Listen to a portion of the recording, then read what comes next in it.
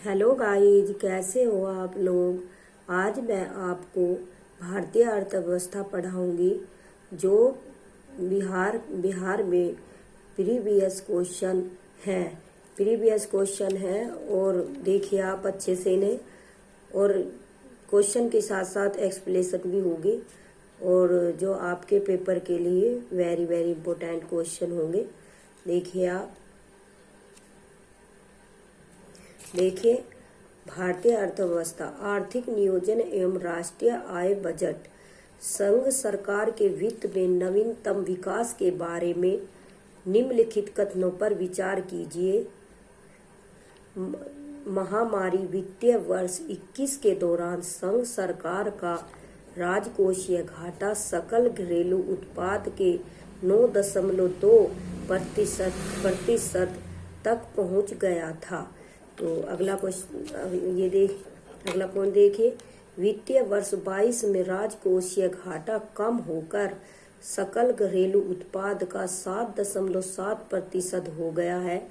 गलत। आगे देखिए, पिछले 2 वर्षों में राजस्व संग्रह कम हो गया है। उपरोक्त में से कौन से कथन सही है। केवल 1, केवल 2 और 1 और 2, केवल 2 और 3, उपरोक्त में से कोई नहीं। तो इसका आंसर होगा केवल 1। एक्सप्लेनेशन देख लीजिए आप लोग। देखिए, आर्थिक समीक्षा 2022 और 23 के अनुसार महामारी वित्तीय वर्ष 2020-21 के दौरान संघ सरकार का राजकोषीय घाटा सकल घरेलू उत्पाद GDP का 9.2% था, जबकि यह वित्तीय वर्ष 2021 या 2022 तथा 2022 या 23 में क्रमशः 6.7% संशोधित अनुमान तथा 6.4% बजट अनुमान है। बजट 2023 या 24 के अनुसार वित्तीय वर्ष 2021-22, 2022 और 23 एवं 2023 और 24 में राजस्व प्राप्तियां क्रमशः 21,69,905 करोड़ रुपए, वास्तविक 23,48,413 करोड़ रुपए, संशोधित अनुमान एवं 26,32,281 करोड़ रुपए बजट अनुमान है। इस प्रकार पिछले दो वर्षों में राजस्व संग्रह में वृद्धि हुई है। अगला क्वेश्चन देखिए आप लोग। देखिए, केंद्र सरकार के गैर योजना व्यय के बारे में निम्नलिखित में से कौन सा कथन सही है। व्यय ब्याज भुगतान पर होता है, व्यय विज्ञान और प्रौद्योगिकी पर होता है, व्यय कृषि पर होता है, उपरोक्त में से कोई नहीं। तो इसका आंसर होगा व्यय ब्याज भुगतान पर होता है। एक्सप्लेनेशन देख लीजिए आप लोग। देखिए, गैर योजनागत व्यय सरकार द्वारा गैर उत्पादक क्षेत्रों जैसे वेतन, सब्सिडी, ऋण और ब्याज, पेंशन, राज्यों और केंद्र शासित प्रदेशों की सरकारों को वैधानिक हस्तांतरण पर खर्च की जाने वाली राशि है। गैर योजनागत व्यय का सबसे बड़ा हिस्सा ब्याज भुगतान और ऋण चुकाने में खर्च होता है। केंद्रीय बजट 2023-24 में ब्याज भुगतान पर किए जाने वाली खर्च की राशि 10,79,971 करोड़ रुपए है, जो कुल व्यय का लगभग 20% है। अगला क्वेश्चन देखिए आप लोग। देखिए, आर्थिक सर्वेक्षण 2013-23 के अनुसार निम्नलिखित में से कौन से कथन भारत में प्रत्यक्ष विदेशी निवेश की प्रवृत्ति का वर्णन करता या करते हैं। निजी क्षेत्र की कम भागीदारी के कारण इसमें कमी आई है। महामारी से पहले के स्तर की तुलना में इसमें वृद्धि हुई है। टेलीकॉम सेक्टर में पूरी तरह से सुधार होने के बाद किसी भी वित्तीय वर्ष में बिना घटे इसमें तेजी से बढ़ोतरी हुई है। कमजोर वैश्विक आर्थिक स्थिति के कारण इसमें कमी आई है। तो ये सही होगा, तीनों गलत। नीचे दिए गए कूट का प्रयोग कर सही उत्तर को चुनिए। केवल 1 और 2, 1 और 3, केवल 2 और 4, केवल 1, 2, 3, केवल 4। इसका आंसर होगा डी, केवल 4। अगला एक्सप्लेनेशन देख लीजिए आप लोग। देखिए, आर्थिक समीक्षा 2022-23 के अनुसार बढ़ती वैश्विक अनिश्चितता के बीच वित्त वर्ष 2022-23 की पहली छमाही में प्रत्यक्ष विदेशी निवेश एफडीआई में समग्र गिरावट आई है। हालांकि अंतर्वाह पूर्व महामारी के स्तर से काफी ऊपर रहा, जो संरचनात्मक सुधारों और व्यापार करने में आसानी में सुधार के उपायों से प्रेरित था, जिससे भारत दुनिया में सबसे आकर्षक एफडीआई गंतव्यों में से एक बना। अनटैक्ड की विश्व निवेश रिपोर्ट ने अपनी प्रत्यक्ष विदेशी निवेश सेवा क्षेत्र की सूची में भारत को 2021 में शीर्ष 20 मेजबान देशों में 7वें सबसे बड़े प्राप्तकर्ता के रूप में दर्शाया है, किंतु वित्त वर्ष 2022 में भारत को सेवा क्षेत्र में 7.1 बिलियन अमेरिकी डॉलर की एफडीआई एक्टिविटी प्रवाह सहित 84.8 बिलियन अमेरिकी डॉलर की उच्चतम एफडीआई अंतर्वाह प्राप्त हुई है।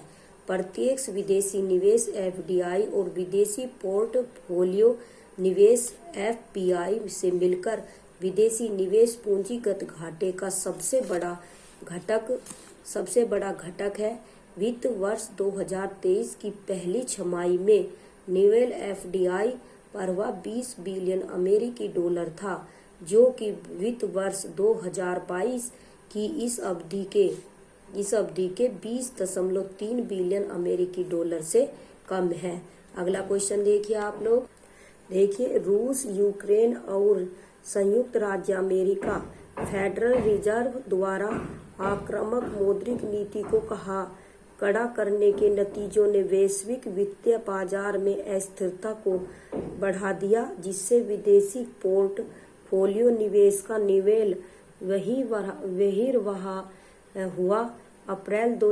अप्रैल-दिसंबर 2022 के दौरान 2.5 बिलियन अमेरिकी डॉलर का निवेश आउटफ्लो दर्ज किया गया, जबकि एक साल पहले 0.6 बिलियन अमेरिकी डॉलर का आउटफ्लो हुआ था। अगला क्वेश्चन देखिए आप लोग। देखिए, स्वामित्व योजना के संबंध में निम्नलिखित कथनों पर विचार कीजिए। यह खान मंत्रालय के दायरे में कार्यरत एक केंद्रीय क्षेत्रक योजना है। यह योजना CORS नेटवर्क की तरह जियो पोजिशनिंग इंफ्रास्ट्रक्चर को 5 सेंटीमीटर तक की सटीकता प्रदान करने योग्य मानक बनाने का प्रयास कर रही है। CORS का मतलब क्रॉस ओरिजिन रिसोर्स शेयरिंग है। यह योजना ड्रोन तकनीक का उपयोग कर भूमि के छोटे छोटे खंडों का नक्शा तैयार करके ग्रामीण बस्तियों के क्षेत्रों में संपत्ति का स्पष्ट स्वामित्व स्थापित करने के लिए एक सुधारात्मक पहल प्रदान करती है। उपयुक्त में से कौन सा कथन गलत है? उपयुक्त में से कौन से कथन गलत हैं? तो 2 और 4, 1 और 3, 2 और 3, 1 और 4। तो इसका आंसर होगा बी, 1 और 3। क्या होगा? 1 और 3। एक्सप्लेनेशन देख लीजिए आप लोग। देखिए, स्वामित्व योजना पंचायती राज मंत्रालय के दायरे में कार्यरत एक केंद्रीय क्षेत्रक योजना है। इसे पंचायती राज मंत्रालय, राज्य राजस्व विभाग, राज्य पंचायती राज विभाग और भारतीय सर्वेक्षण विभाग के सहयोगात्मक प्रयासों से कार्यान्वित किया जा रहा है। इस स्तर पर 24 अप्रैल 2021 को इस योजना का शुभारंभ किया गया था, जबकि पायलट चरण के लिए यह 24 अप्रैल 2020 को लॉन्च हुई थी। अगला क्वेश्चन देखिए आप, एक्सप्लेनेशन और देखिए। यह योजना ड्रोन तकनीकी का प्रयोग कर भूमि के छोटे छोटे खंडों का नक्शा तैयार करके ग्रामीण बस्तियों के क्षेत्रों में संपत्ति को स्पष्ट स्वामित्व स्थापित करने के लिए एक सुधारात्मक पहल प्रदान करती है। यह योजना CORS नेटवर्क की तरह जियो पोजिशनिंग इंफ्रास्ट्रक्चर को 5 सेंटीमीटर तक की सटीकता प्रदान करने योग्य मानक बनाने का प्रयास कर रही है।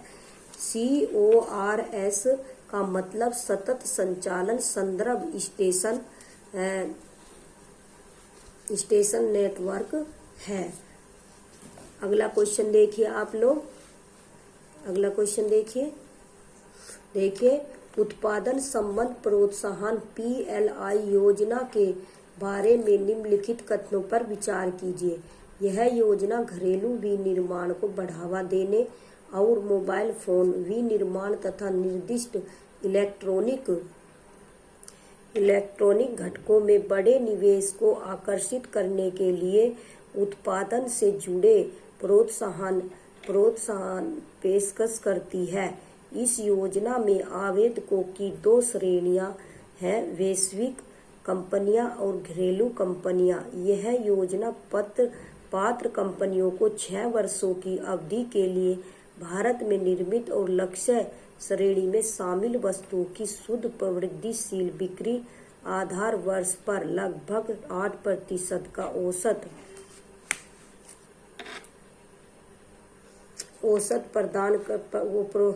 औसत प्रोत्साहन प्रदान करती है। PLI के तहत लक्ष्य श्रेणी में 1 laptop, 2 tablet, 3 all in one PC, 4 server और 5 ultra small form factor USFF शामिल होंगे। उपरोक्त में से कौन से कथन गलत हैं?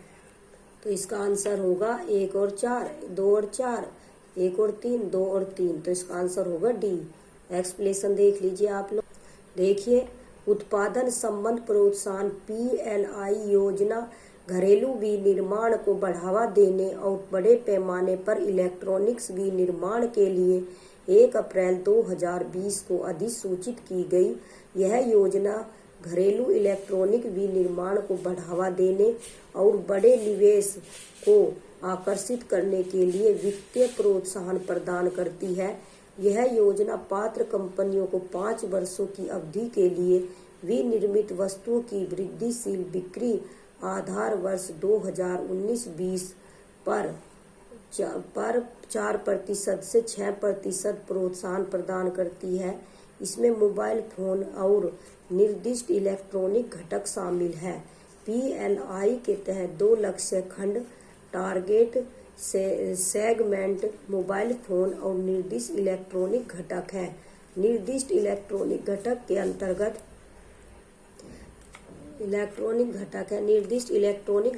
अंतर्गत SMT घटक, ट्रांजिस्टर सहित असतत अर्धचालक उपकरण, इलेक्ट्रॉनिक अनुप्रयोग, मुद्रित सर्किट बोर्ड आदि शामिल है।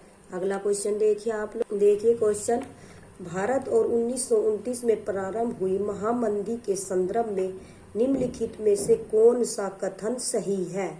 मंदी ने भारतीय व्यापार को प्रतिकूल रूप से प्रभावित किया है। मंदी ने भारतीय खेतीहरों, किसानों, आयात एवं निर्यात को प्रतिकूलता से प्रभावित किया है।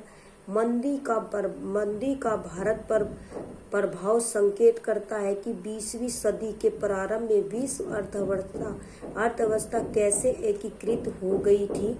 उपरोक्त में से एक से अधिक, उपरोक्त में से कोई नहीं। तो ये क्वेश्चन देखो BPSC स्कूल टीचर 6 to 8 में आया हुआ है। एक्सप्लेनेशन देख लीजिए आप। इसका आंसर होगा D, उपरोक्त में से एक से अधिक। एक्सप्लेनेशन देखिए, 1929 के प्रारंभ में वैश्विक महामंदी का असर विश्व समेत भारत पर भी पड़ा। महामंदी काल के दौरान तत्कालीन ब्रिटिश भारत को वैश्विक व्यापार में आयात में 47% तथा निर्यात में 49% की गिरावट दर्ज की गई है। महामंदी का सर्वाधिक प्रभाव किसानों काश्तकारों पर पड़ा था।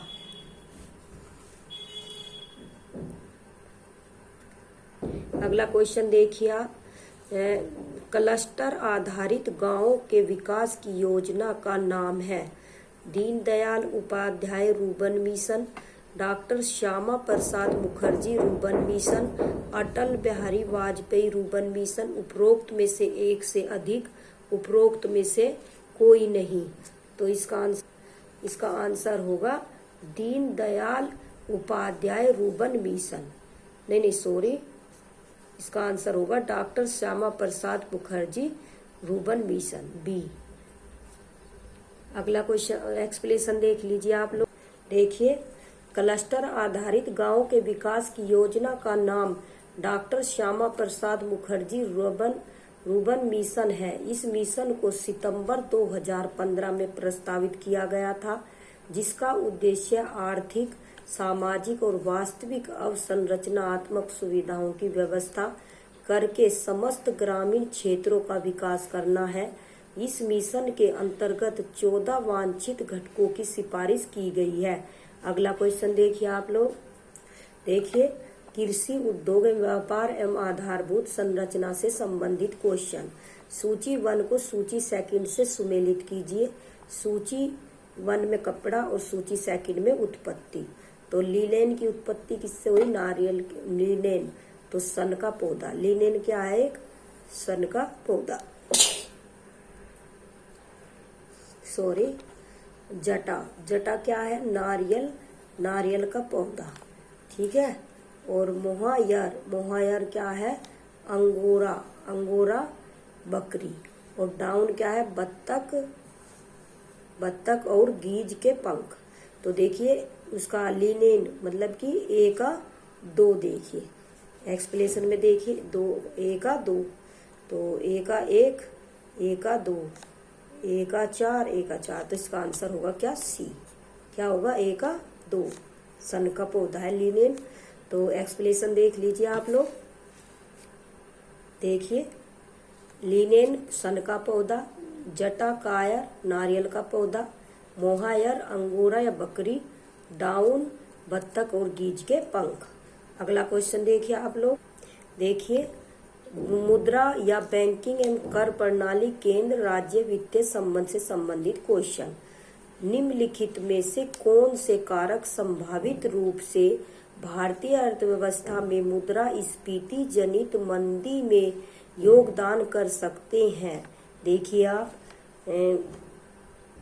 देखिए सरकारी खर्च में वृद्धि के कारण उच्च मुद्रास्फीति दबाव, औद्योगिक उत्पादन में गिरावट और आर्थिक विकास में सुस्ती, कुल मांग और उपभोक्ता खर्च में कमी, घरेलू मुद्रा की वृद्धि के कारण निर्यात प्रतिस्पर्धात्मकता में कमी। नीचे दिए गए कूट का प्रयोग कर सही उत्तर चुनिए। देखिए, केवल 1 और 2, केवल 2 और 3, केवल 1, 2 और 4, केवल 1, 2, 3, 4। इसका आंसर होगा डी। एक्सप्लेनेशन देख लीजिए आप लोग।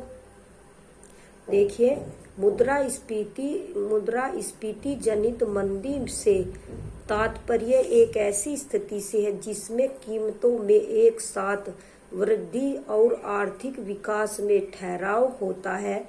इसे अर्थव्यवस्था में एक ऐसी स्थिति के रूप में वर्णित किया जाता है जहां विकास दर धीमी हो जाती है, बेरोजगारी का स्तर लगातार ऊंचा बना रहता है और मुद्रास्फीति या कीमत स्तर ऊंचा रहता है। भारतीय अर्थव्यवस्था में निम्नलिखित कारक संभावित रूप से मुद्रास्फीति जनित मंदी में योगदान कर सकते हैं।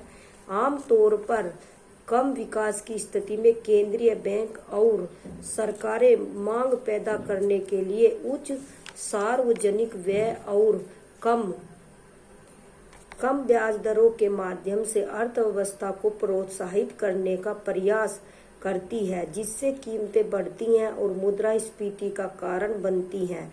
औद्योगिक उत्पादन में गिरावट और आर्थिक विकास में सुस्ती मुद्रास्फीति जनित मुद्रास्फीति जनित मंदी में योगदान करते हैं। औद्योगिक उत्पादन में गिरावट से वस्तुओं एवं सेवाओं की आपूर्ति में कमी के कारण कीमतों में वृद्धि होती है। साथ ही औद्योगिक उत्पादन में गिरावट से आर्थिक विकास में गिरावट आती है, जिससे आर्थिक विकास की गति धीमी पड़ जाती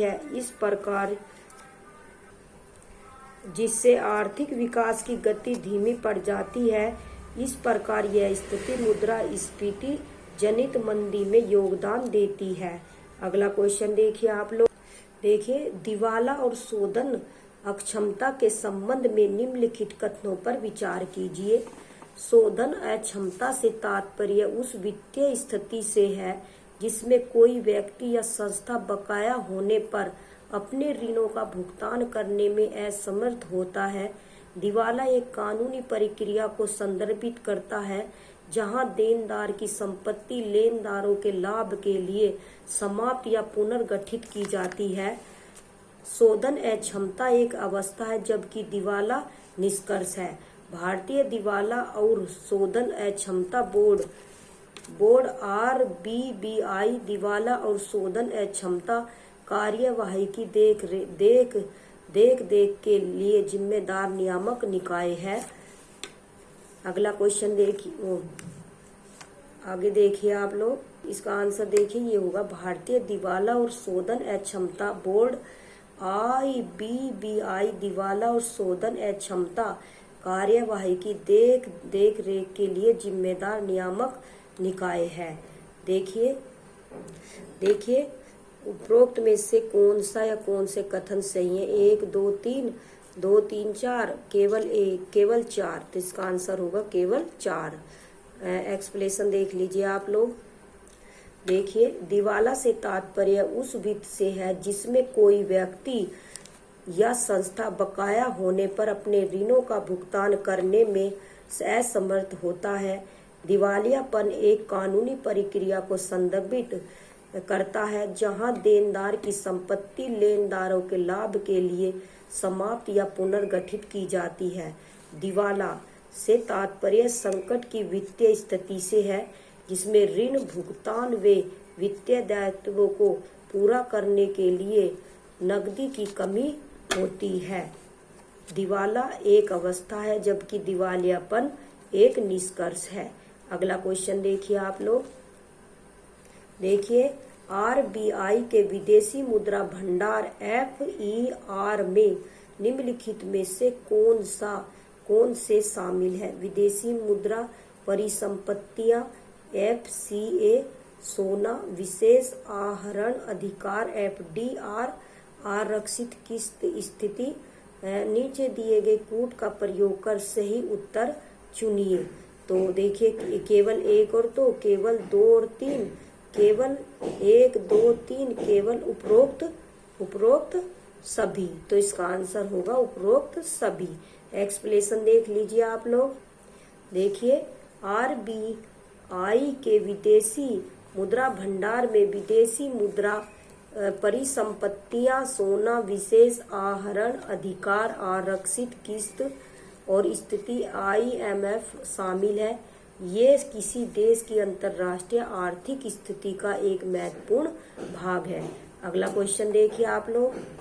देखिए, कौन सा राज्य सर्वाधिक बाजरा उत्पादित करता है? तो हरियाणा, राजस्थान, पंजाब। उपरोक्त में से एक से अधिक, उपरोक्त में से कोई नहीं। तो इसका आंसर होगा राजस्थान। राजस्थान राज्य सर्वाधिक बाजरा उत्पादित करता है। तो एक्सप्लेनेशन देख लीजिए आप। देखिए, भारत का राजस्थान राज्य सर्वाधिक बाजरा उत्पादित करता है। देश के कुल बाजरा उत्पादन में से राजस्थान कुल उत्पादन का 28.6% उत्पादित करता है। बाजरा का उत्पादन लगभग देश के सभी राज्यों में किया जाता है, लेकिन देश के सिर्फ 7 राज्य क्रमशः राजस्थान, कर्नाटक, महाराष्ट्र, उत्तर प्रदेश, हरियाणा, गुजरात, मध्य प्रदेश 85% बाजरे का उत्पादन करते हैं। बाजरा एक ऐसी फसल है जिसे मानव और पशु दोनों के लिए उगाया जाता है। अगला क्वेश्चन देखिए आप लोग, भारत का कौन सा राज्य मोटा अनाज का सबसे बड़ा उत्पादक है? राजस्थान, महाराष्ट्र, तमिलनाडु, उपरोक्त में से एक से अधिक, उपरोक्त में से कोई नहीं। तो इसका आंसर होगा राजस्थान। एक्सप्लेनेशन देख लीजिए आप लोग। देखिए, आर्थिक समीक्षा 2022-23 के अनुसार कुल मोटा अनाज उत्पादन में अग्रणी राज्य क्रम से कर्नाटक 14.34%, राजस्थान 13.89% और महाराष्ट्र 11.47% है। अगला क्वेश्चन देखिए आप लोग, विविध से संबंधित, वैश्वीकरण और भारत पर इसके प्रभाव के बारे में निम्नलिखित में से कौन सा कथन सत्य नहीं है? इसने वस्तुओं और सेवाओं में व्यापार का विस्तार किया है। इससे प्रत्यक्ष विदेशी निवेश का प्रभाव बढ़ा है। निर्यात में वृद्धि आयात में वृद्धि से अधिक है। उपरोक्त में से कोई नहीं। तो इसका आंसर होगा सी, निर्यात में वृद्धि और आयात में वृद्धि से, निर्यात में वृद्धि आयात में वृद्धि से अधिक है। तो ये आपका गलत है, सत्य नहीं है। तो सी का ये आंसर है। एक्सप्लेनेशन देख लीजिए आप लोग। देखिए, आर्थिक सुधार अवधि में भारत पर वैश्वीकरण का निम्नलिखित प्रभाव पड़ा है। इसने वस्तुओं और सेवाओं के व्यापार में विस्तार किया है।